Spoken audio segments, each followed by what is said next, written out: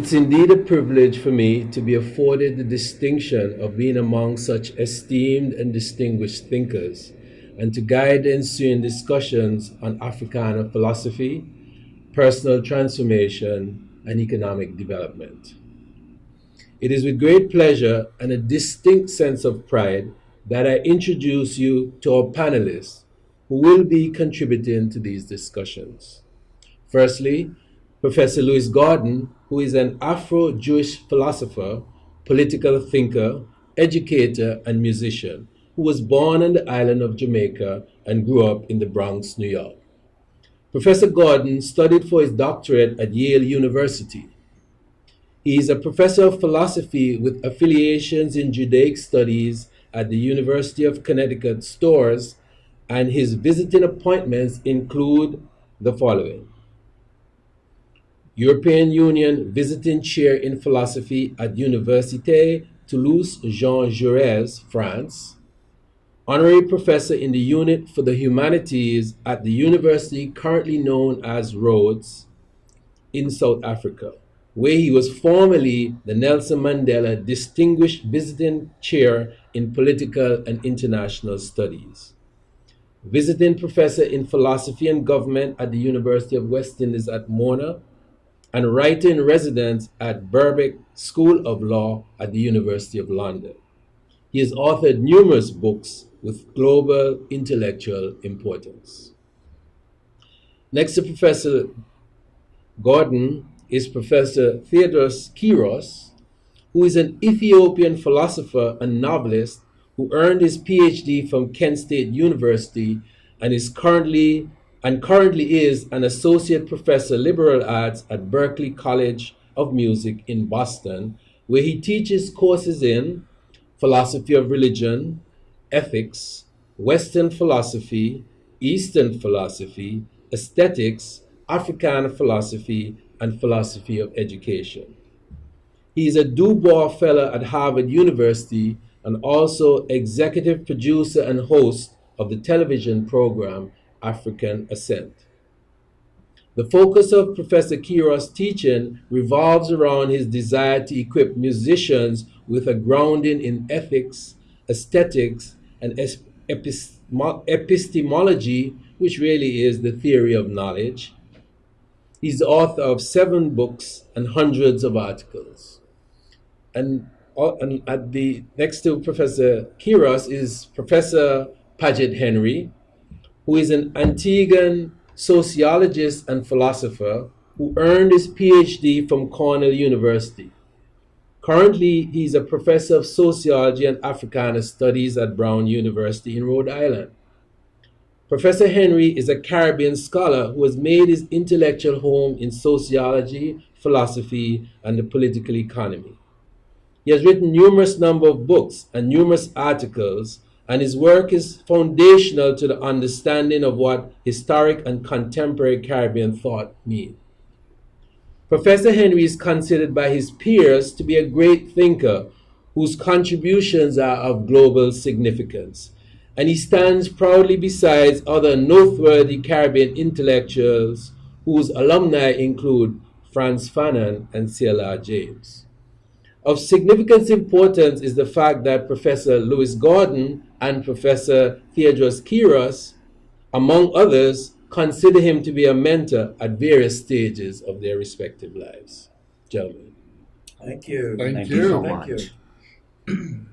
The ensuing discussions are geared to beginning the process of engagement among the general public, primarily of African descent, who may not yet have been exposed to the truth of their ancestral heritage and who are yearning to seek knowledge and understanding that will free them from the yoke of mental subjugation. The thoughts that will be presented by these distinguished professors will be such that each and every person who is viewing or listening to these discussions will be able to understand no matter the level of their education. For as will become evident, Africans, whether in the motherland or in the diaspora, do have the capacity to think. And at this point, I would like to start off the discussions with Professor Gordon. and to really let him give us an overview of philosophy that for most of us believe that it really revolves around the ancient Western philosophers such as Socrates and Aristotle and Plato, but in fact, there's a whole history of philosophy that dates back before them. And so, Professor. So it is on me. Yes. It is on you. It is on you. Well, you know, the first thing you have to bear in mind is that right now, if you look at the way the world is, there are people who realize if you repeat a falsehood enough, people think it's a truth. And one of the unfortunate things is for the past several hundred years, well, not even several hundred, it's actually been for about 300 years, a repeated falsehood is that people don't think in Africa. People just start thinking when they're in what we know as Europe. And because they take that view, they treat thinking as a miracle that happens among a fictional group of people they call the ancient Greeks. So the first thing we need to understand is that the people who call Greeks were actually a multitude of different ethnic and racial groups who spoke the Greek language. It's like calling you and me or Teodros and Paget English because we speak English. You see? It's that silly. So a lot of the people in our imagination we think of as, say, white people in the past, because they were writing in Greek. We think they were white Greeks, but that actually isn't true. But the second thing is we have to bear in mind that languages are connected. So although there were people who wrote what we call philosophy in Greek, there were people who wrote philosophy in other languages and spoke and thought philosophy. And when I teach philosophy, for instance, I just assign the work of people, African thinkers, who thought about these ideas 1,000, 2,000, 3,000 years before you get a group of people we call pre-Socratics. These are people such as, Protagoras, Parmenides, but the most famous people is at the point at which you get to Socrates, and everybody knows Socrates. The man in Athens who goes around who was wise enough to say he didn't know anything. Okay. However, they don't know most people don't know Imhotep, they don't know Antef. They don't realize that people who reflected on the universe, the world, or even the idea that if God is sufficiently powerful, you can't see God. This is an idea, for instance, from Akhenaten and Nefertiti. So we don't even think about the women who wrote or thought philosophical ideas on the African continent thousands of years before that. There's Lady Headsup. She was a physician. She was a thinker about healing. So the first thing to bear in mind is that the basic definition of philosophy is the love of wisdom.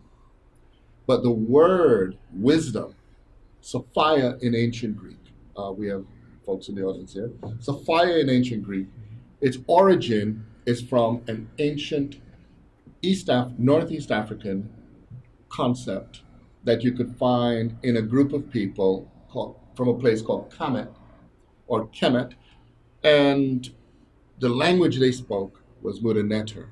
Now, when they were conquered by Macedonians, Greek-speaking Macedonians, they renamed a place called Memphis, which they called Egyptos, and named the whole area Egypt.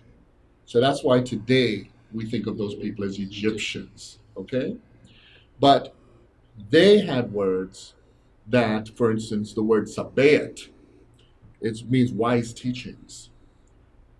When it was transformed to Greek, it became Sophia and became Sophia. So the basic thing is that the origins of a lot of these ideas were not only in Africa, but also parts of ancient Asia and different areas. However, humanity began in Africa, and humanity spent a long time in Africa. And one of the myths is to make us think that humanity spent a long time in Africa not thinking. And this is part of the unfortunate legacy of racism, colonialism, and enslavement. So once we understand our ancestors were thinking, they were thinking about the relationship to the universe, They were thinking about our relationship to, in their world, power, gods, animation, all those things. But they also thought about what is proper living. Okay? And philosophy tends to come in when you begin to reflect as a human being. What am I doing?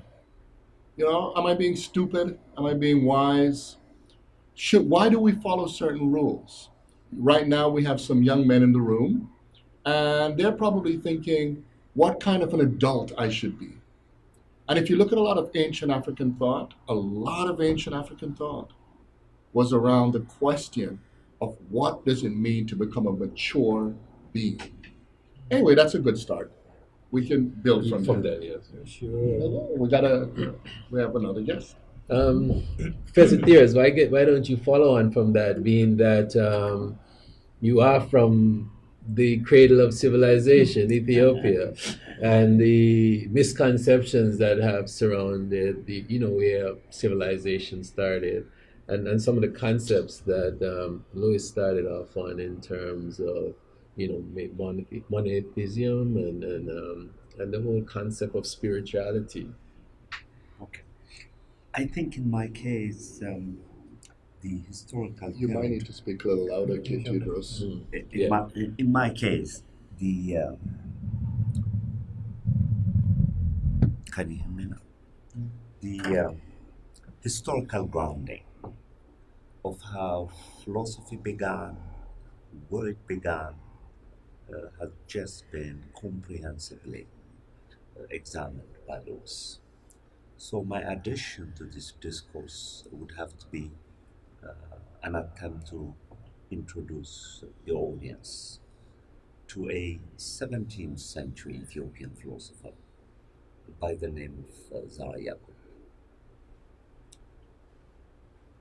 This particular philosopher apparently was asked by one of his students, somebody that he was asked to tutor very late in life, to write down his thoughts. So he did, and he produced a small treatise, I think about 28 pages long, but dense with brilliance, depth, and most particularly a description of a personal relationship with God. In that treatise, he contends that when he lived around the time in which he lived, Ethiopia was in deep political turmoil.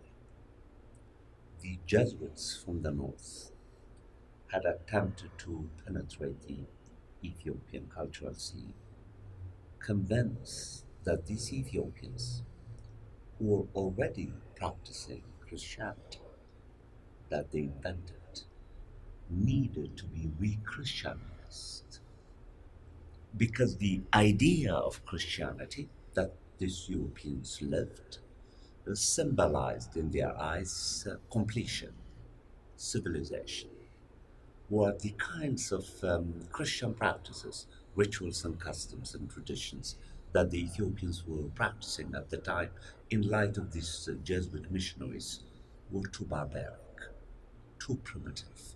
They did not trust that Ethiopians could actually have a religious understanding of the idea of God. It is consistent with Lewis's earlier theses that Africans were not considered to be capable of thinking.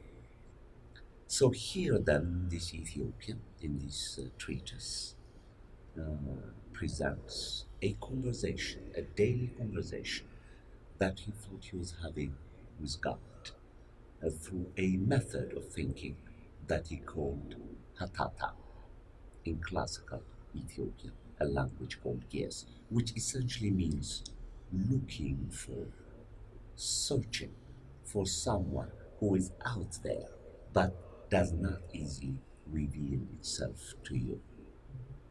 So the personal relationship that he's attempting to develop with this God takes the form of looking for, searching, actively searching with a relentless consistency, hoping and thinking that this God would listen to this language of despair and then reveal himself to him. And then, at one weak human moment, he says to himself, suppose that there is no God, then it might be the case that I'm actually wasting my time to look for someone who may never reveal himself to me, because it's conceivable that this God does not exist. And then he quickly blamed himself for doubting the existence of this God. And he had to pray to this God to forgive him for doubting that he might not exist. Which later I began comparing with a similar discussions of doubt in the so-called founder of modern philosophy by the name of Descartes. We should add Euro modern philosophy. Euro modern philosophy. You know, Africans forget about the modern. I have to insist on this. One of the things I hope the viewers get out of their heads is that the people who are enslaved and dragged over to this part of the world were brutish, dumb, without a history or unskilled. This part of the world flourished because the capitalist Euro powers basically were kidnapping skilled labor. So the knowledge of everything from medicine to astronomy to agronomy, all of these things, all these techniques, different markets were brought here. And this is one of the reasons why that period of the Euro modern world flourished. So we should write it out of our heads that we were these dumb people dragged over. We were people who came fighting, kicking, and also surviving through our wits. Okay? And so there's a lot of what we call Euro modernity is built on the civilizing power of Afro modernity. And also, unfortunately, what happened to Indo-American worlds. I just wanted to add that. There's one thing I'd like to add to Teodros. One of the beautiful things about Zara Yacob, a lot of people don't know this because I know it's a big issue with Christianity here. Zara Yacob was adamant about the equality of women. Absolutely. So you could take it from there. Of course. In fact, not only was he adamant about the equality of women, but he decided against tradition at the time to marry a woman who was considered to be a maid. He breaks through the feudal barriers and decides to commit his life to her. And when he was asked why he chose her, unlike most of these modern justifications that we give, which are glamorizations of the woman's body, for him it was her kindness, he says, that he became attracted to. This by itself, as a statement that came from an African thinker in 17th century Ethiopian philosophy, should be hailed as the grounding of the birth of feminism. Rarely do you hear men at any point in their lives speaking about women through the lens of appreciating their moral integrity and their intellectual capacity. It is typically the body that is first singled out as the justification of why a man should be attracted to a woman. This particular philosopher chose a moral characteristic, namely kindness, to which he became attracted and which becomes the justification for him to marry her. In this sense, contrary again to the claim of Euro philosophers who think that Plato was the first feminist who allowed women into the gymnasium and approved of their potentiality to become philosophers. In fact, although Zara Yaqub came much later than him, it is Zara Yaqub who justifies the meaning and of the idea of a woman in the most original ways that I could think of. We should, though, bear in mind that women have spoken for themselves throughout history. I mean, we course. could, I brought up Nefertiti. A lot of people, if you look at a lot of ancient portraits of thinkers, a lot of people, if you go to the museums, you see African women writing, but people don't ask what they wrote about. And I brought up Nefertiti in terms of, for instance, her relationship with Akhenaten and the production of monotheism. But there are others like Hyparcha, there's Hypatia. Hypatia is one of the most famous African women of the ancient world.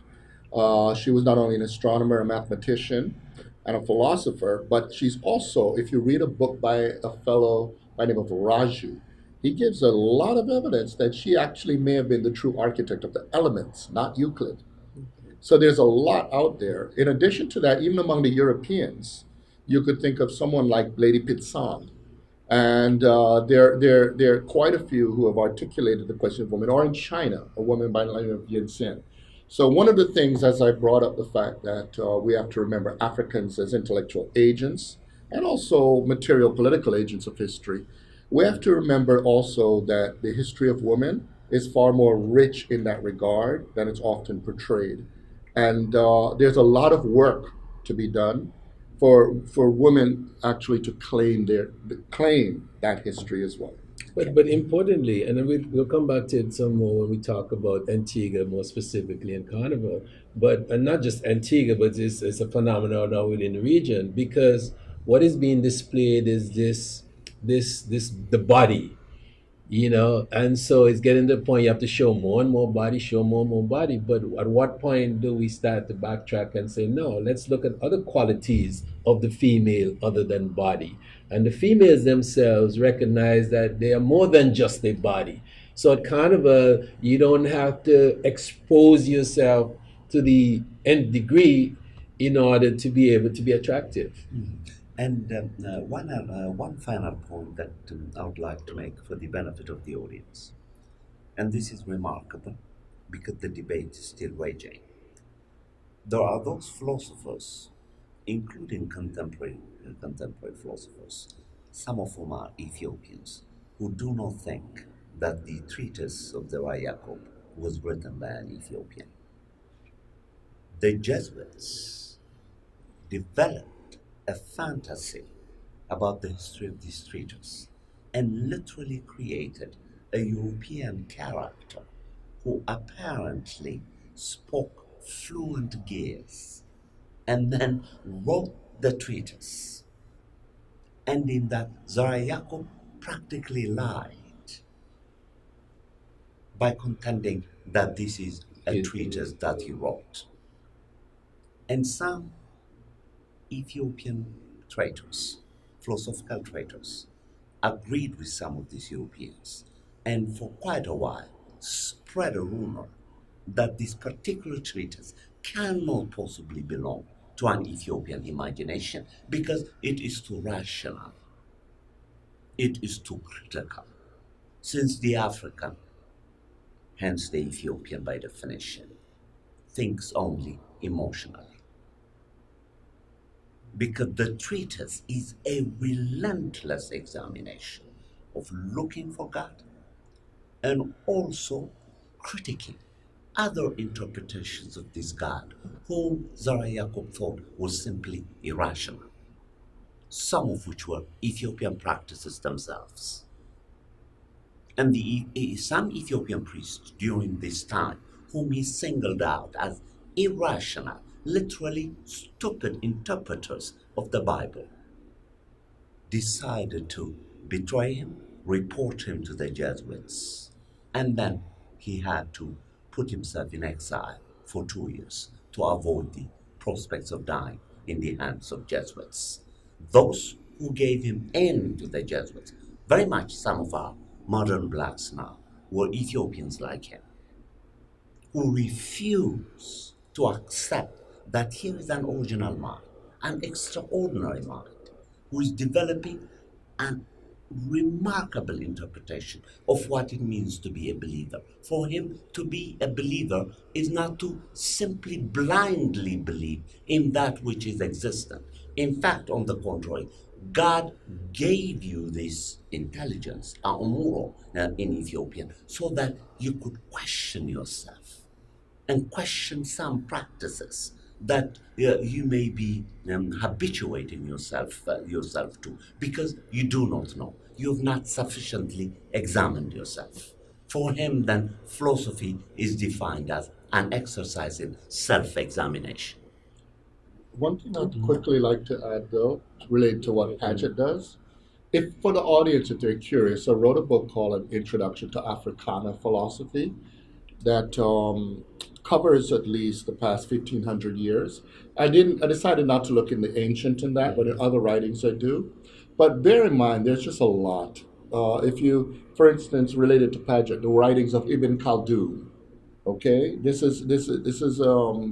they're African philosophers in places such as Mali, more to the Western African areas that offer quite a bit that's of relevance today. But Ibn Khaldun is a particularly interesting figure because he's actually one of the true fathers of sociology and philosophy of history. And this gives you an idea because you see, the other thing to remember about Africa is that Africa is more than 150,000 years of trade routes. And as people trade, they not only trade goods, they trade ideas. And so there was an historical consciousness contra Hegel.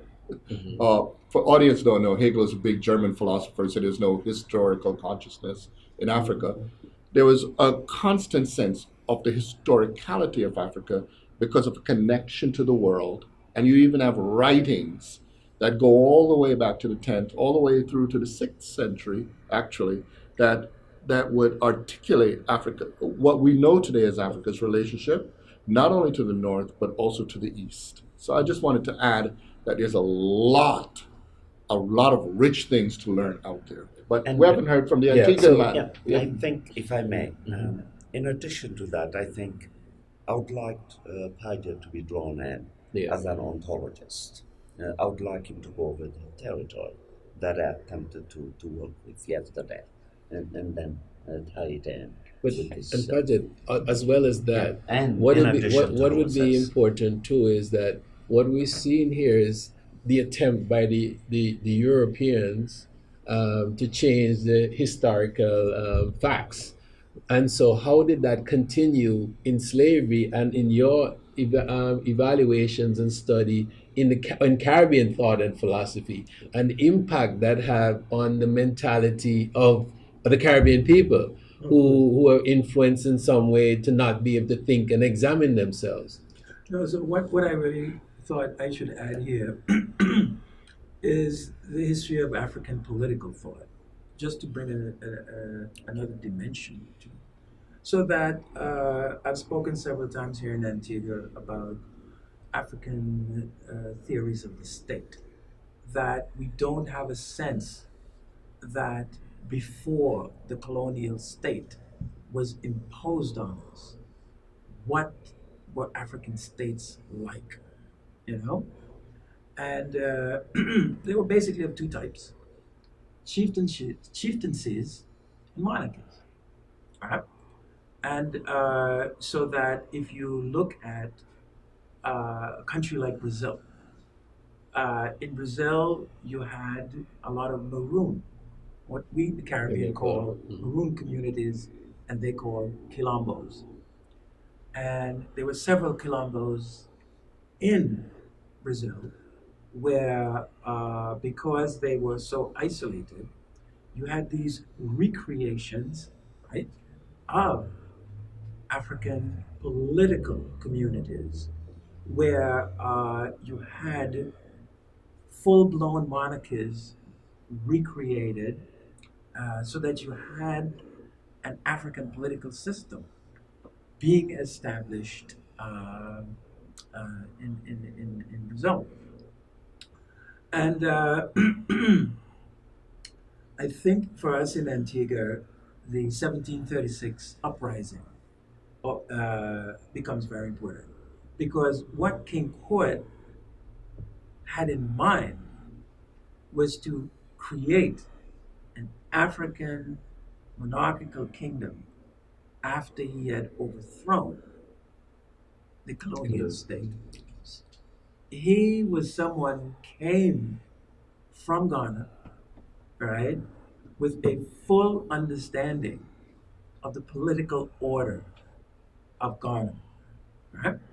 So that he knew that in order for him to be crowned king, you see, right, he had to, before the public, right, perform certain rituals, declare certain things, and so forth. So what did he do? In the middle of St. John's, right, on Market Street, right, between High Street and St. Mary's, he put on a play, right, a classic icon play. This is the traditional form of theater in classical Ghana. Icon play. And within the context of the play, with all the white people passing, observing, he had himself crowned king.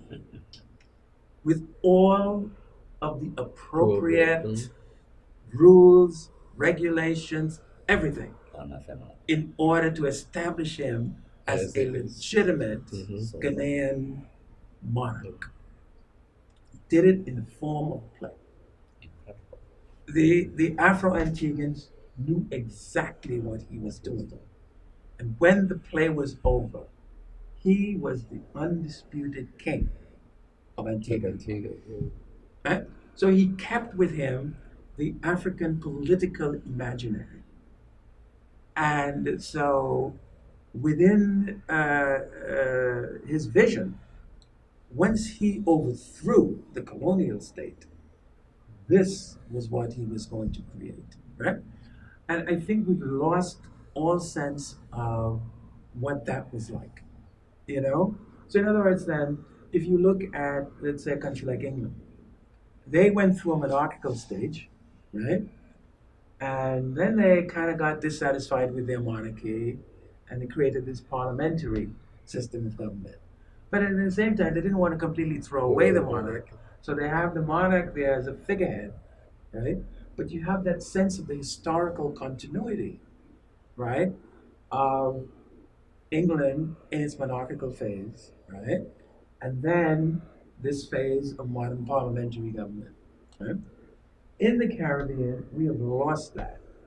How we have moved from classical African monarchies and chiefdoms into the colonial period, and then this post-colonial democracy that we're trying to create. That's our political history, but we don't have a consciousness of it. And so I think in this discussion here, just as we are talking about the attempt to erase the philosophical history of Africans, to erase our religious thinking and so forth, there's also been a very systematic effort to erase the political history of African people. Our concepts of the state, our political theories about power, so that, for example, the idea of checks and balances is there in the traditional Ghanaian state. It's set up on the principle of checks and balances. You had the monarch or the chief, but he had to have a governing council. The governing council was a check on the monarch. The monarch was not absolute. In fact, you had to have a queen mother. The queen mother was the only person who could criticize the monarch in public. Nobody else could. But as queen mother, if he stepped out of line, the queen mother was empowered to criticize in public. if he did not listen to the Queen Mother, he could be, and this is the word to use here, destooled, not thrown, destooled by the governing council. So his power was not absolute. So there's a theory of government here that we have completely overlooked. It's not brought into the regular discussions, just as a lot of the people like Imhotep that Lewis was talking about, and never brought into the history of our philosophical thinking. Just before Teodros, one point I'd like you to just elaborate a little bit more on. Here we hear king court or prince class. So in effect, nobody really kind of knows. But what you've just outlined was that it's not prince class. No. It's king court. No. But somewhere along the line, the Europeans probably don't want you to think that there is a king and that money. So they say, oh, it's Prince Class. It's the Prince Class Monument or Prince Class Street, but it's not King Court. It's King Court. He had himself crowned king in the most central place of St. John's, and he did it in the form of a play. Remarkable. Ah, yes. And now, what I would like to add is something extraordinary, and this is for the young generation. Assuming that you might have probably have never heard of this history of resistance, Ethiopia did not only give us the founder of Afro-modernity, I prefer to say the founder of modernity, as a matter of fact, because that attribute was given to Descartes.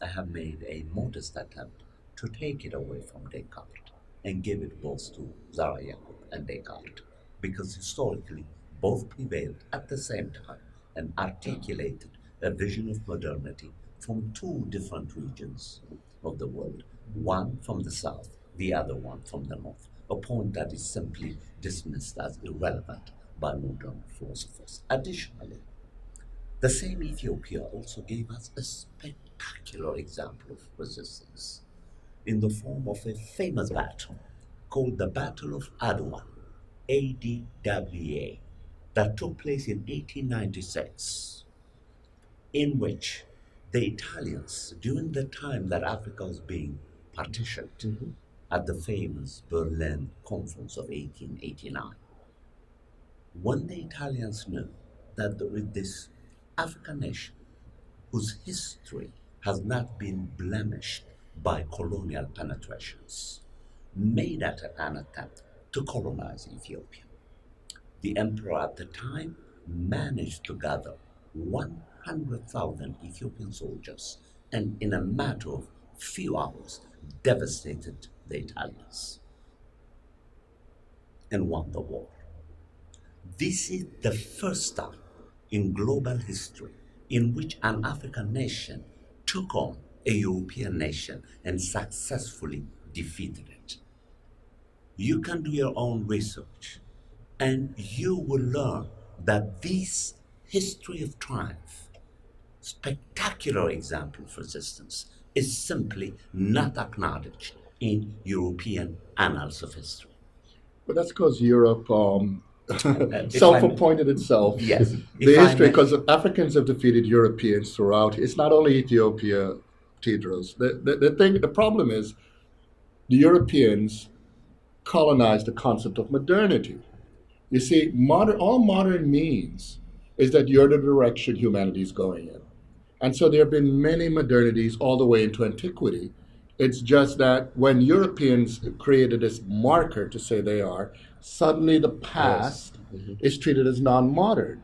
But if you were a person, for instance, an ancient Judean, and you see Rome, you're going to say, yo, that's the direction. If you are an ancient group around what was Egypt, you say, lo, that's the direction. And similarly, there have been many periods in the points of Africa. For instance, certain groups, when they looked at the Zulus, they say, yo, they're going in the direction of the Zulus. And different groups of people say, we're the direction. What was different about the Europeans was, not the Europeans, because they weren't even Europeans then. It was Christendom.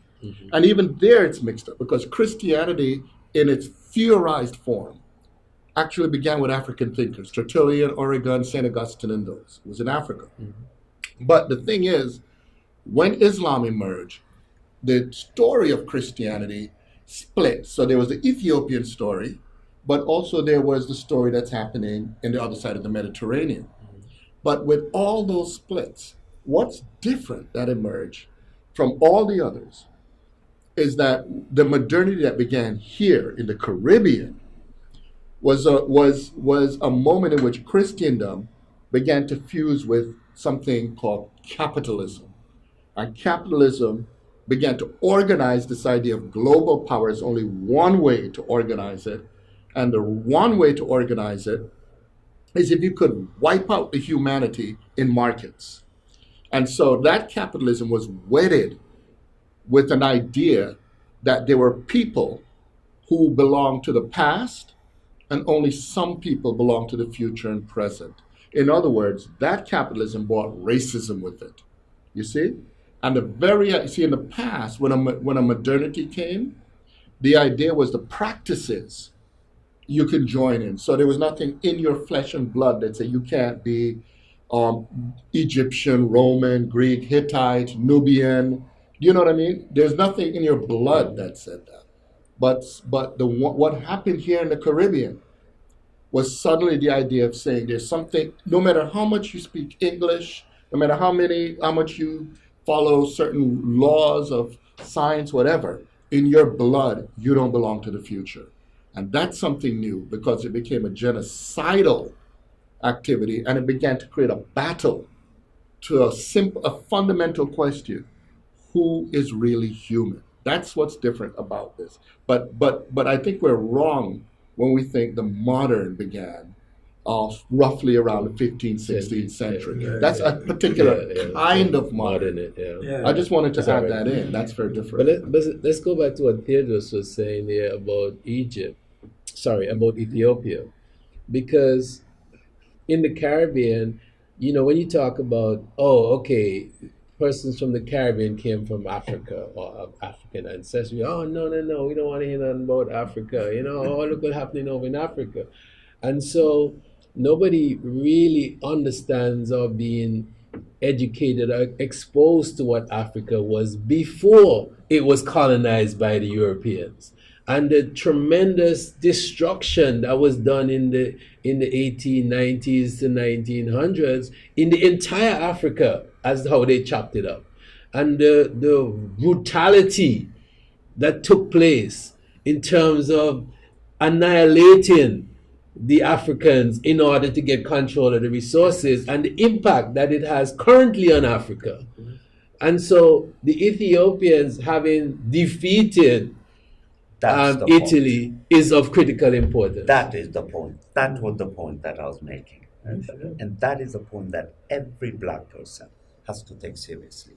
This is a spectacular Ethiopian contribution to the history of blackness. This particular Ethiopian nation took on Italy with all its artilleries and in a matter of hours devastated the country. 20,000 Ethiopians, my ancestors, gave their life for black pride. This was the point I was making, an attempt to disseminate, and I advise my Caribbean students, most particularly the young generation, to read this history. It is a spectacular example of black resistance, successful resistance. And Europeans have deliberately hidden this history because it tarnishes the self-congratulatory attempts on the part of Europe to have a sustained history of triumph. Ethiopia penetrated that and changed that history. It was the same thing they did with the Haitian Revolution. That's right. Right? That if you go through the history that was of the point of the British Army, right, you'll never see that Toussaint defeated them. They The said French, it. They The said British, it was the the British or French? The French. No. Remember the Haitian Revolution? They took on first the French, Mm-hmm. then the Spanish, and then the The British. British, okay. All three. Mm-hmm. all of the three major colonial powers. So I'm talking now about how the British defeat has been represented in the history of the British Army. Mm-hmm. If you go to, what's his name? Fortescue's, there's long, long history of British Army. The official reason for the defeat of the British in Haiti is yellow fever. And it's not just It has nothing to do with the skill yeah. of Toussaint. I mean, the guy had already defeated the French now, Mm-hmm. defeated the Spanish. And here comes the British now, thinking that they could come in, swoop down on, on this guy, battle weary, as I had. And so they have never been able to admit this defeat.